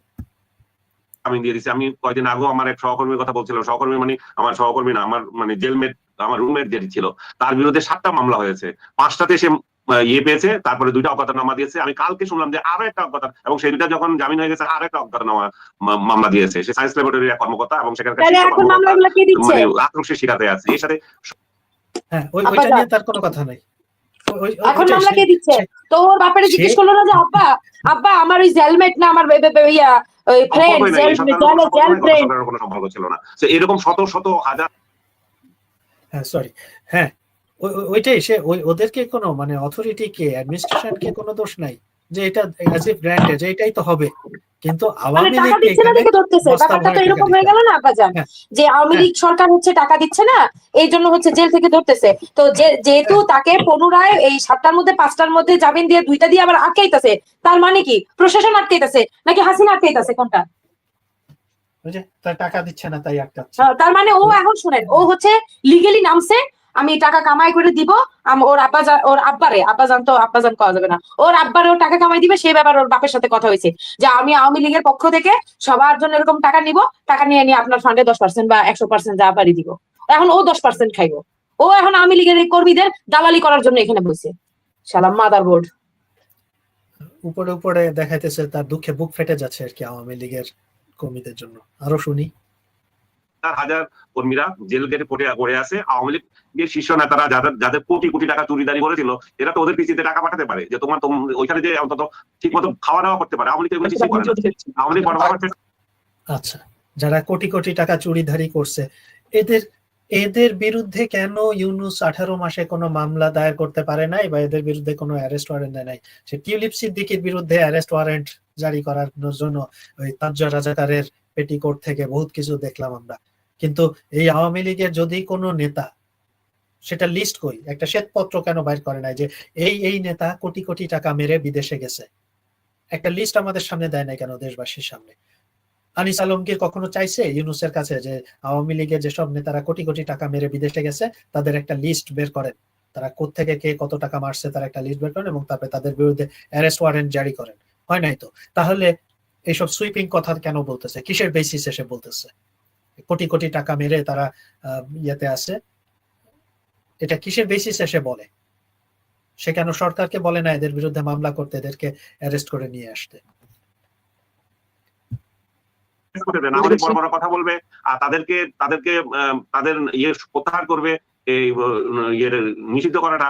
আওয়ামী লীগ যদি সত্যিকার অর্থে চায় তাহলে আওয়ামী লীগের আচরণগুলো ঠিক করা দরকার। এই যে মানে আওয়ামী লীগকে নিষিদ্ধ করছে বেআইনি ভাবে, অবৈধভাবে, সেটা প্রত্যাহার করতে হলে আওয়ামী লীগকে অনেক সংশোধিত হতে হবে, অনেক কিছু করতে হবে, নেতাকর্মীদের টাকা পাঠাতে হবে, মুখে লাগাম দিতে হবে, আরো অনেক কিছু করতে হবে, বড় বড় কথা বলা বন্ধ করতে হবে। মানে সিরিয়াসলি, এটা একটা দেশের একজন শিক্ষিত সাংবাদিক এবং সচেতন সাংবাদিক যিনি গলাবাজি করে বেড়ান ক্যামেরার সামনে এসে, যিনি অন্য আর একজনকে ম্যান উইথ প্রিন্সিপাল এই সার্টিফিকেট দেন, সিরিয়াসলি একটা বড় টু শব্দ ইয়েস তুমি বলো, তোমাকে প্রথমেই বলতে হবে সরকার যেখান থেকে আওয়ামী লীগের কার্যক্রম নিষিদ্ধ করার অর্ডারটা আসছে তাদের দিকে আগে আঙুল তুলতে হবে। ইউনূসের দিকে আগে আঙুল তুলবা, তারপরে আঙুল তুলবা ইলেকশন কমিশনারের দিকে, তারপরে আঙুল তুলবা তুমি বর্তমান অ্যাডমিনিস্ট্রেশন, বর্তমান সরকার যেটা আমাদের যুবরাজের সরকার, যুবরাজের দিকে যে তুমি কেন এটা এখনো বাতিল করতেছো না।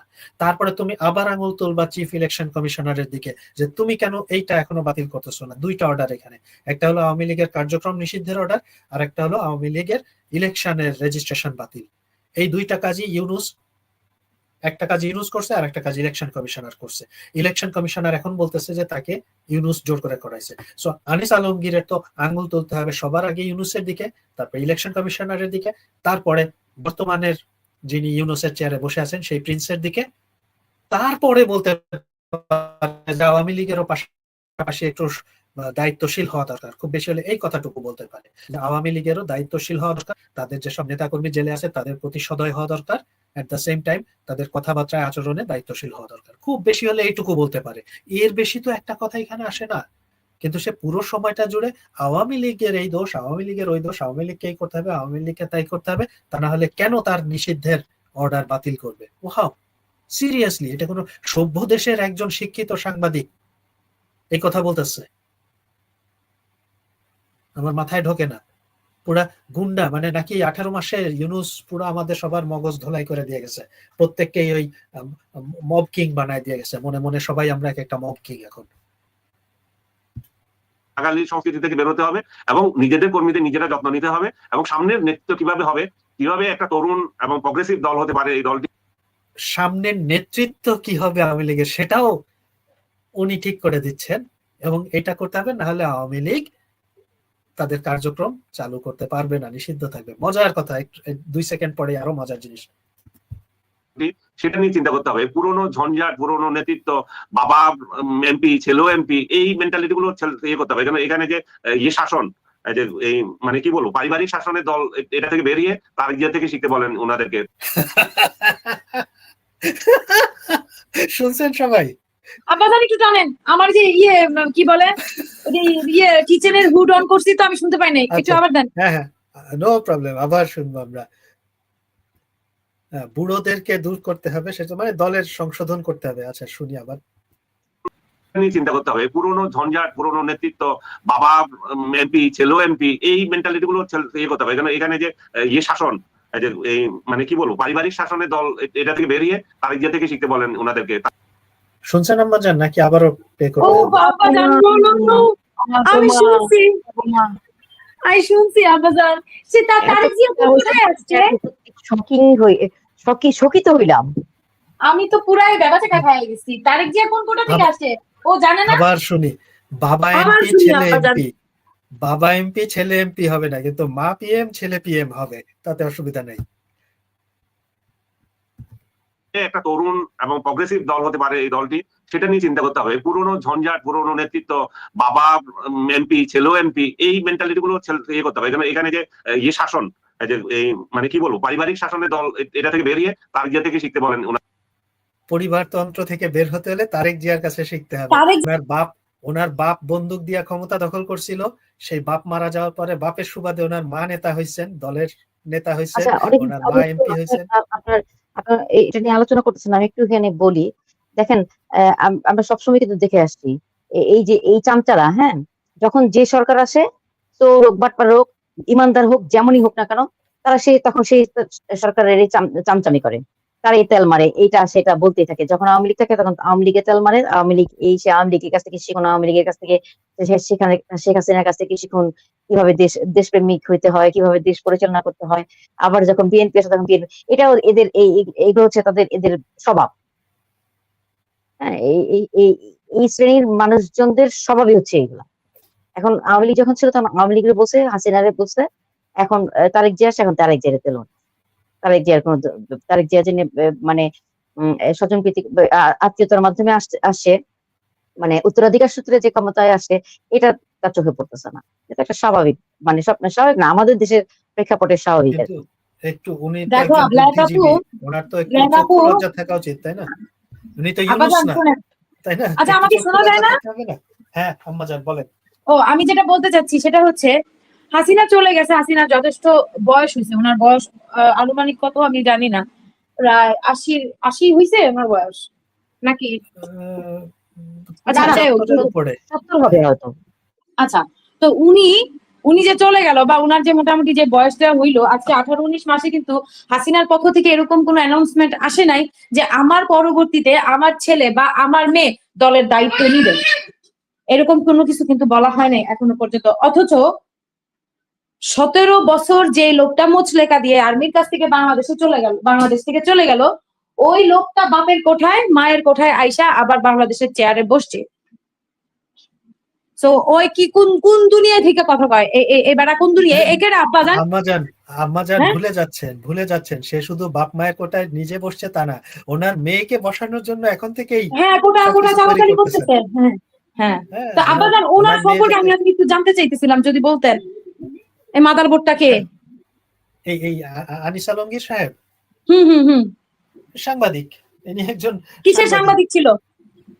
না, এটা তো বিভিন্ন এক এক সময় এক এক মিডিয়া হাউসে কাজ না মানে করে বা স্পেসিফিক্যালি লাস্ট টাইম যখন সে অ্যারেস্ট হয়েছে সে কোন চ্যানেলের সাংবাদিক হিসেবে অ্যারেস্ট হয়েছে? লাস্ট টাইম যখন আমি এটা বলতে পারবো না, তবে বেশ পরিচিত ফেস, যে টিভি টক শো এগুলাতে আসতো। আচ্ছা। হ্যাঁ, বেশ পরিচিত এই পাচারা কুত্তাদেরকে যতদিন পর্যন্ত প্রত্যেকটা গভর্নমেন্টে, আমি বলি এই মানুষগুলো এখন যদি আমি বলি এরা বিএনপির শত্রু, প্রত্যেকটা গভর্নমেন্ট যখনই ক্ষমতায় আসবে এই পাচারা কুত্তাদেরকে যতক্ষণ পর্যন্ত লাঠি দিয়ে না সরাবে তারা সারা জীবন রিস্কে থাকবে। এবং হাসিনা বলেন, জানি না উনি আর আসতে পারবেন কিনা, বা আওয়ামী লীগ যদি কখনো বাংলাদেশের সরকার হিসাবে আবার রিফর্ম করে তাদের এটা মাথায় রাখতে হবে। অতি ভক্তি চোরের লক্ষণ। বলেন আব্বাজান। আচ্ছা, যেটা করেছে নিজের দলের নেতা কর্মীদের, মানে নিজের ভূমিপুত্রদেরকে সামনে নিয়ে এসেছে, তরুণদেরকে সামনে নিয়ে এসেছে। আওয়ামী লীগে আপনি যান, এখন বুড়া ছাড়ার কে আছে? প্রত্যেক জায়গায় প্রত্যেক জেলায় বুড়ারা নেতৃত্ব দিচ্ছে, ইয়াংরা কোনো পাতা পাচ্ছে না। এখন ইয়াং সব লোকদেরকে নেতৃত্বে আনতে হবে। তারেক জিয়া নিজে কিন্তু 60 বছর বয়স, এটা মাথায় রাখতে হবে। হ্যাঁ, আর এইটা কি ধরনের ভাষা, একজন সাংবাদিক ন্যাশনাল লেভেলের, উনি যেখানে যাবে বুড়া বুড়া ছাড়া কিছু চোখে পড়বে না, এইটা কি জাতীয় কথা? মানে এই বুড়ার ডেফিনিশন কি? কত বছর হলে? 60 বছর হলে তাকে বুড়া বলবেন? 70 বছর হলে? 80 বছর হলে? ইউনুসের আমলে ইউনুসকে কি সে বুড়া বলতো? বা খালেদা জিয়া যখন ছিলেন প্রায় 76 বছর বা 70 বছরের বয়সে যখন প্রধানমন্ত্রী ছিলেন, বা ইয়াতে, তখন কি খালেদা জিয়াকে উনি বুড়ি বলতেন? মানে এই যে ভাষার ডিসেন্সি, এইটুকু তার মধ্যে নাই। উনি একজন ন্যাশনাল লেভেলের বড় সাংবাদিক। পারিবারিক তন্ত্র এখান থেকে বাদ দিতে হবে, তাহলে এবং উনি বারবার এক্সাম্পল হিসেবে তারেক রহমানের কথা বলতেছে, বিএনপির কথা বলতেছে, আবার বলতেছে পরিবারতন্ত্র। বিএনপিতে চতুর্থ জেনারেশনের, মানে চতুর্থ জেনারেশন, তৃতীয় জেনারেশন হবে ওটা, কিন্তু তৃতীয় জেনারেশনের চতুর্থ জন রেডি লাইনে। আওয়ামী লীগের কিন্তু শুধুমাত্র দ্বিতীয় জেনারেশনটাই গেছে, এরপরে আর খবর নাই, কোনো পরিবারতন্ত্রের কোনো ইয়া নাই, কোনো সুনির্দিষ্ট ইয়া নাই। মানে বঙ্গবন্ধু, তারপরে হাসিনা, এরপরে যে ওই তাদের পরিবার থেকেই কেউ আসবে বা কিছু হবে এরকম কোনো নিশ্চয়তা এখনো নাই। খুব সম্ভবত আসবে, কিন্তু বিএনপিতে অলরেডি তৃতীয় জন চলে আসছে, জিয়ার ওয়াইফ, জিয়ার ছেলে এবং তার মেয়েকে অলরেডি প্রস্তুত করে রাখা হচ্ছে। প্রতিদিন উনি রাস্তা দিয়ে হেঁটে গেলে সাধারণ মানুষের মতো হেঁটে গেলেন জাইমা রহমান, সাধারণ মানুষের মতো পানি খেলেন জাইমা রহমান, বাবাকে দেখে পানি এগিয়ে দিলেন জাইমা রহমান, ফুটবলের গোলকিপিং এর অফার পেয়েছিলেন জাইমা রহমান। এইভাবে যে চলতেছে ক্যাম্পেইন, তারপর আস্তে আস্তে দেশটা যেমন আগাবে, সেইটাকে উনি পরিবারতন্ত্র, ওনার মনে হচ্ছে না। উনি পরিবারতন্ত্র দূর করার জন্য উনি তারেক জিয়ার কাছ থেকে সবক নিতে বলতেছেন। মানে বুঝেন অবস্থা। দেখি সামনে আর কি কি বলছে, আমার ঠিক মনেও নেই এরপরে আরো কি কি ইন্টারেস্টিং জিনিস আছে। মানে নিজের ভূমিপুত্রদেরকে সামনে নিয়ে এসেছে, তরুণদেরকে সামনে নিয়ে এসেছে। আওয়ামী লীগে আপনি যান, এখন বুড়া ছাড়ার কে আছে? প্রত্যেক জায়গায় প্রত্যেক জেলায় বুড়ারা নেতৃত্ব দিচ্ছে, ইয়াংরা কোনো পাত্তা পাচ্ছে না। এখন ইয়াং সব লোকদেরকে নেতৃত্বে আনতে হবে, পারিবারিক তন্ত্র এখান থেকে বাদ দিতে হবে, তাহলে এই দেশটা যেমন আগাবে, আওয়ামী লীগের যেমন কল্যাণ হবে, তেমন সরকারও তাদের প্রতি চিন্তা করতে পারে ভিন্নভাবে। আমরা সেটা মনে করি, কিন্তু আমার মানে বুঝছেন সতের ভাই, তাকে প্রশ্নটা করা হয়েছে যে এই যে আওয়ামী লীগের বিরুদ্ধে যে নিষেধাজ্ঞা ইউনুস দিয়ে গেছে, যেটা কিনা কোনো আইনগত ভিত্তি নাই, তো এইটার ব্যাপারে জিজ্ঞেস করছে যে সরকারের এখন কি করা উচিত, সরকার কি এটা সরাবে বা এরকম। সে উত্তরে সরকার কি করবে তাহা কিছু না, সে আওয়ামী লীগের এক গাদা দোষ দিয়ে গেল। আওয়ামী লীগকে মুখে লাগাম দিতে হবে, আওয়ামী লীগকে তার নেতা কর্মীদের জন্য টাকা দিতে হবে, আওয়ামী লীগকে পরিবারতন্ত্র দূর করতে হবে, আওয়ামী লীগ এসব করতে হবে, তাহলে পরে সরকার হয়তো চিন্তা করে দেখতে হবে। মানে ওই রেপ হয়েছে, এখন সে রেপ ভিকটিমের তো শাড়ির আঁচল ছোট ছিল, তো জিন্স পরছিলি, রাত্রে বাইরে থেকে। হ্যাঁ, দেখেন এই সেম আমি আজকে বলছিলাম যে আওয়ামী লীগকে বাদ দিয়ে কেন ইলেকশন করলো বিএনপি? বিএনপি যদি এতই ফেয়ার ইলেকশন চায় বা ইউনুস যদি চায়, তাদের তো বলা উচিত ছিল যে আমরা একটা ইনক্লুসিভ দিব, আওয়ামী লীগকে আনা উচিত, কারণ ওরা অ্যাটলিস্ট ওরা স্বাধীনতার পক্ষের দল। এই কথা আমি বলছি। এখন আমাকে বলতেছে যে পাবলিক চায় না এটা, হ্যাঁ পাবলিক এটা চায় না, এবং এরা পাবলিকের মার খাইবো যদি এখন বলে যে না আমরা আওয়ামী লীগকে নিয়ে আসবো। এখন কথা হচ্ছে যে আওয়ামী লীগের সাপোর্ট এখনো কিন্তু অনেক আছে বাংলাদেশ, এমন না যে সব ভাইগে গেছে, এটা ভুয়া কথা। হ্যাঁ সবাই লুকায় আছে, কারণ সবাইকে অ্যারেস্ট করে নিয়ে যাচ্ছে হুদাই মামলা দিয়া। কিন্তু এরকম না যে বাংলাদেশের রাতারাতি আপনার আওয়ামী লীগ সাপোর্টার জিরো হয়ে গেছে, এটা তো হয় নাই, ঠিক আছে। এবং হুম। তাহলে পাবলিক পাবলিক চায় কি চায় না সেটা তো ভাই ভোটের মাধ্যমেই দেখতে হবে। ভোটে দাও, দিয়ে সেটাই। দেখো পাবলিক চায় কি চায় না। হ্যাঁ তুমি এখন ভোটেই পাবলিক আসতে দিচ্ছ না। চাই কি চায় না এটা দেখতে হবে কি যে ফেসবুক কমেন্ট দেখা। এবং আলটিমেটলি দোষটা তো যাবে আপনার এই বিএনপি গভর্নমেন্টের উপরে। কারণ দেখেন, হ্যাঁ, হাসিনা 5 তারিখে যাবার আগে শেষ জামাতকে নিষিদ্ধ করে দিয়ে গেল, ঠিক এই একইভাবে এক্সিকিউটিভ অর্ডারে। হুম। এক্সিকিউটিভ অর্ডারে সে জামাতকে নিষিদ্ধ করলো। 8 তারিখে ইউনূস এসে, বা ইউনূস আসার আগেই বোধহয় বাতিল জামাত হয়ে গেল, অলরেডি তাই না? অ্যাক্টিভলি প্র্যাকটিস করা শুরু করলো পলিটিক্স, আর ইউনূস এসে এটাকে আবার একটা অর্ডার দিয়ে, কাউন্টার আর একটা অর্ডার দিয়ে আবার জামাতের ওই হাসিনার আদেশটা বাতিল করে দিল। তো হুম। সেই রকম তো তারেক রহমানেরও উচিত ছিল ইলেকশনে যেদিন সে শপথ করে প্রধানমন্ত্রী হয়েছে, হওয়ার পরে প্রথমেই ওই বলতো যে আওয়ামী লীগ নিষিদ্ধের অর্ডারটা বাতিল করা উচিত ছিল তার। কিন্তু সে তো দেখতেছে যে আওয়ামী লীগ আসলে পরে আমার গদি নিয়ে টান পড়বো। ইয়েস, হ্যাঁ এরা সবাই কিন্তু নিজেরটাই হ্যাঁ, তাইলে তো আর এদের মুখে তো আর ওই ন্যায় অন্যায় এই কথা তো আর তাইলে মানায় না। তারা মানায় না, 14 ইলেকশনের right. পর থেকে ইনক্লুসিভ ইলেকশন এটা সেটা বলে চিল্লাইছে। জামাতের নেতাদেরকে রাজবন্দী মুক্তি দিতে হবে, এইসব দাবি তারা করছে জামাতের যখন বিচার হচ্ছিল। না এদের মোটেও আপনি মানে ন্যায়পরায়ণ বলতে পারবেন না। তবে এরা হচ্ছে যে বুদ্ধি খাটাইছে যে আমরা কিভাবে কিছুদিন হয়তো গদিতে বসতে পারবো। আর বাংলাদেশে তো যে একবার বসে আর উঠে না, সুতরাং যাতে একটু দীর্ঘ সময় বসা যায় সেই ব্যবস্থাই তারা করতেছে।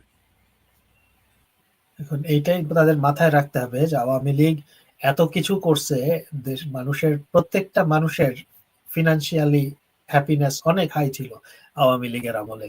এত কিছু করার পরেও এই সব উসিলা দিয়ে ভোট হয় নাই তো এটা সেটা স্বৈরাচার এইসব বলে তাদেরকে উৎখাত করতে পারছে এত শক্তিশালী একটা সরকারকে। আর বিএনপির মতো এরকম একটা নড়বড়ে একটা মানে খুব একটা যোগ্য মানুষও নাই তাদের দলে, তারপর আবার একটা অযোগ্য মানে একটা কোয়েশ্চেনেবল একটা ইলেকশনের মাধ্যমে আসছে যেটা ইন্টারন্যাশনালি কেউ সহজে তাদের সাপোর্টে দাঁড়াবে না। এবং দেশ চালানোর ব্যাপারেও যে তারা খুব ভালো যোগ্যতার পরিচয় দিবে আমি মানে আমার ভালো সন্দেহ আছে।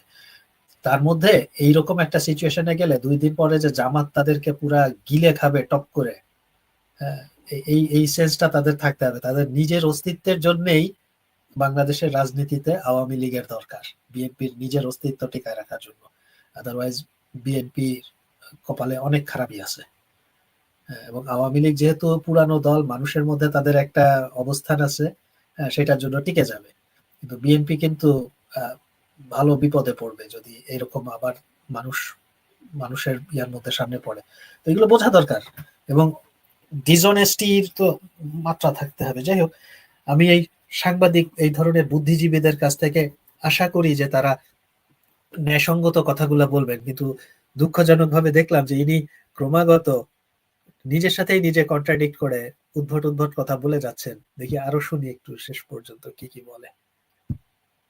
প্রশ্ন এই জায়গা থেকেই যে এখনো আওয়ামী লীগের অসংখ্য নেতা কর্মী কারাগারে রয়েছেন, সাধারণ মানুষ কারাগারে রয়েছেন, যাদেরকে আওয়ামী লীগ বলে ট্রিট করা হচ্ছে, পদ পদবি দেওয়া হচ্ছে, এবং যে পিডব্লিউ মামলা আমি যেমন দেখে এসেছিলাম, আপনি যেমন দেখেছেন, এবং আমরা বেরিয়ে আসার পরেও নানান ধরনের ভাবে খবর পাচ্ছি যে এখন পর্যন্ত সেই মানে পেন্ডিং ওয়ারেন্ট হিসেবে বিভিন্ন ধরনের মামলা যাচ্ছে।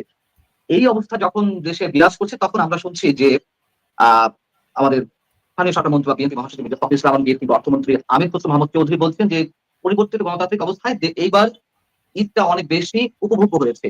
কিন্তু আওয়ামী লীগের সময় যেটা সত্যি কথা, বিএনপি অসংখ্য নেতাকর্মী বনে বাজারে লুকিয়েছিলেন, জঙ্গলে লুকিয়েছিলেন, কারাগারে বসেছিলেন, তখন তো নিশ্চয়ই সবার জন্য ঈদটা সমানভাবে উপভোগ্য হয়নি। ঠিক এখনো নিশ্চয়ই আপনি যেটা দেখেছেন, আমি দেখেছি অসংখ্য নেতাকর্মী জেলে রয়েছেন, বিদেশে পলাতক অবস্থায় রয়েছেন। আমি চোর বাটপাদের কথা বলছি না, যারা হাজার হাজার কোটি টাকা চুরি করছে তাদের কথা বলছি না, সাধারণ নেতাকর্মীদের কথা বলছি। অসংখ্য নিরীহ মানুষও কারাগারে রয়েছে, পালিয়ে বেড়াচ্ছেন। সেই জায়গা থেকে আপনি কি মির্জা ফখরুল ইসলাম আলমগীর বা অর্থমন্ত্রী আমির হোসেন মোহাম্মদ চৌধুরীর কথার সঙ্গে একমত যে এবার ঈদ সবাই একটু ভিন্নভাবে আনন্দ উপভোগ করছে?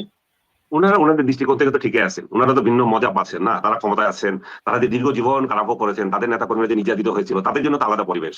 অবশ্যই তারা তাদের ফিলিংস থেকে বলে, আমার জন্য তো এটা আলাদা পরিবেশ। আমি জেলে ছিলাম, জেল থেকে বেরিয়ে এসে আমি আমার পরিবারের সাথে ঈদ করতে পেরেছি, কিন্তু অবশ্যই অন্য পিঠ তো আছে, যেটা যেটা বলছি আমরা, যে অনেকে এই সুযোগটা পায়নি। সেই সুযোগটা হয়তো উপলব্ধি হবে, এবং সেটা রিয়েলাইজ করার জন্য আওয়ামী লীগের নেতৃত্ব সেটা রেজ করতে হবে, এবং যে আমরা এইখানে এখন আওয়ামী লীগকেই দায়িত্ব নিতে হবে। হ্যাঁ, প্রশ্নটা করলো যে সরকার দাবি করতেছে ঈদটা খুব ভালো হয়েছে, এটা কি সব মানুষের জন্য আসলেই কি ভালো হয়েছে, খুব আনন্দের হয়েছে?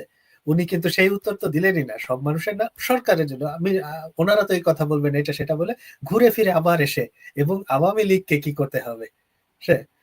এবং আরেকটা কথা, এই যে হাজার হাজার কোটি টাকা যারা লুটপাট করছে তাদের লিস্ট কেন এখনো আমরা পাচ্ছি না? প্রায় 2 বছর হতে চললো, কেন এদের বিরুদ্ধে মামলা হচ্ছে না? কেন এদের নাম একটা মানে প্রকাশ্যে পাবলিকলি তোলা হচ্ছে না যে এই লোকটা এত কোটি টাকা, এত হাজার কোটি টাকা মেরে এখানে গেছে? খালি গুজব, খালি ভুয়া, এটা উড়ো কথা শুনে বেড়াচ্ছি, এবং ওনারাও সেই উড়ো কথাগুলোকেই এন্ডোর্স করে চলতেছে। আমাদেরও তো এরকম সুখ পাওয়ার অধিকার আছে, এবং আওয়ামী লীগের যথাযথ আচরণটা যাতে ঠিক হয়। এবং আমি এই নিয়ে বিস্তারিত বলতে চাই না, আমি মনে করি যে আওয়ামী লীগ বিএনপির মধ্যে একটা ব্যাকডোরে একটা আলাপ আলোচনার প্রয়োজন আছে, এবং সেটা তারা কিভাবে করবে তারা জানে। এটা তাদেরকে পরামর্শ দেওয়ার আমার অধিকার নাই, এবং আমার অধিকার নাই না, আমি মনে করি যে তারা নিজেরা ভালো বুঝেন তারা কি করবেন না করবেন, তাদের দল। আমি একটা মানে একটা জিনিস, একটা বেআইনি কাজ চলতেছে, একটা সম্পূর্ণ রকমের একটা বেআইনি জিনিস ঘটতেছে, সেই বেআইনি কাজটা বন্ধ করতে 2 মিনিটও সময় লাগবে না। প্রশাসন যদি মনে করে, আমাদের চিফ অফ এক্সিকিউটিভ যিনি প্রাইম মিনিস্টার, এরা যদি বা এই যারা সরকারে আছে তারা যদি মনে করে এটা 2 মিনিটের মামলা, এই অন্যায় বেআইনি কাজটা বন্ধ করার, সেটার ব্যাপারে উনি একবারও কোনো কথা বলতেছেন না যে সরকার চাইলে এটা 2 মিনিটেই বন্ধ করতে পারে। সরকারের দায়িত্ব দেশে একটা সুস্থ গণতান্ত্রিক পরিবেশ আনা, এই কথাগুলো উনি বলতেছেন না। কেন বলতেছেন না? বিএনপি ওয়ালারা বলবে না, বুঝলাম, তারা তাদের স্বার্থ দেখতেছে।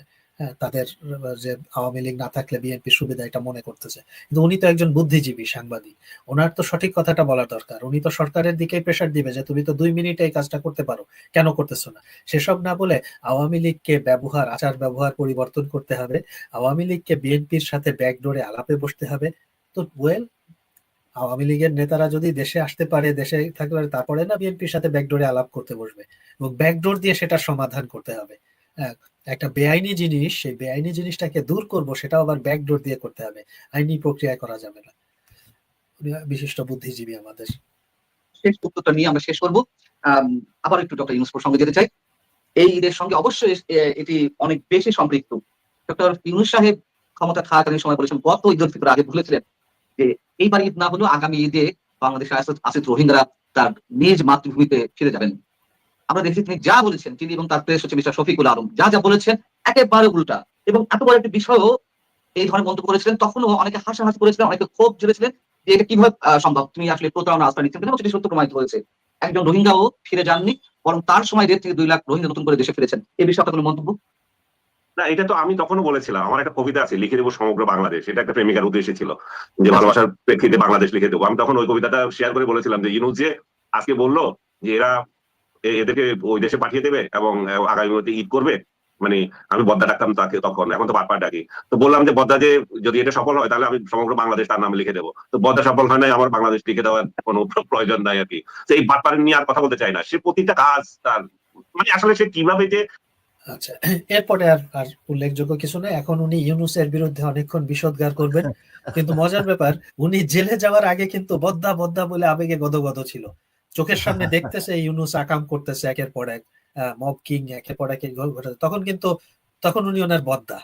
হ্যাঁ, কোনো দোষ নেই। যখন উনি নিজে জেলে গেছেন, হ্যাঁ, এখন ইউনূস হয়ে গেছে দুনিয়ার সবচেয়ে খারাপ মানুষ। সো এই যে মানে নিজস্ব লাভ ক্ষতির ভিত্তিতে ওনারা সবকিছু বিচার করেন এবং সেই চশমা দিয়ে সবকিছু দেখেন এবং দেশবাসীকেও দেখান, এই মানুষগুলা নিজেদেরকে আবার বুদ্ধিজীবী হিসেবে দাবি করে। হ্যাঁ, এবং করে এই জন্যই এই কথাটা নিয়ে আমার মনে হলো যে একটু দেখানো দরকার যে কি ধরনের কথাবার্তা বলতেছিল। মানে যখন শুনতেছিলাম আমার মাথায় চক্কর দিয়ে উঠলো যে এইরকম ভাবে এইটা, এই যে সিনিয়র এবং হ্যাঁ, এই লাস্টে আর কি এটা আর কি দেখায়, আমি এই ফটো কার্ডটা পাইছিলাম যে বাংলা ট্রিবিউনে, এটা হচ্ছে 29 জুন 2021 তখন উনি বলছেন বিএনপির প্রয়োজনে বিএনপির শীর্ষ নেতৃত্ব থেকে তারেক জিয়ার পরিবর্তন অপরিহার্য হয়ে পড়েছে, হাসিনার আমলে বলতেছেন। আর এখন বলতেছেন সূচনা হিসেবে তারেক রহমান সরকার খুব ভালো কাজ করছে। এত সুবিধাবাদী, মানে যখন যে ক্ষমতায় আছে তারই পক্ষে চলে যায়, পুরো সুবিধাবাদী। জাস্ট তাকে জেলে নিছে, সেই কারণে ইউনূসের বিরুদ্ধে এখন সে বিষোদ্গার, মানে ইউনূস সম্পর্কে জিজ্ঞেস করলেই বাটপার, ওই আপনার গরু রায়হানও অতবার আপনাকে বাটপার বলে না, বা আসিফ মহিউদ্দিনকে বাটপার এতবার বলে না, কিন্তু এই লোক ইউনূসকে যতবার বাটপার বলতেছে, অথচ তার আগে বদ্দা করে পৃথিবী বাংলাদেশ লিখে দেবে কবিতাও লিখে ফেলছে।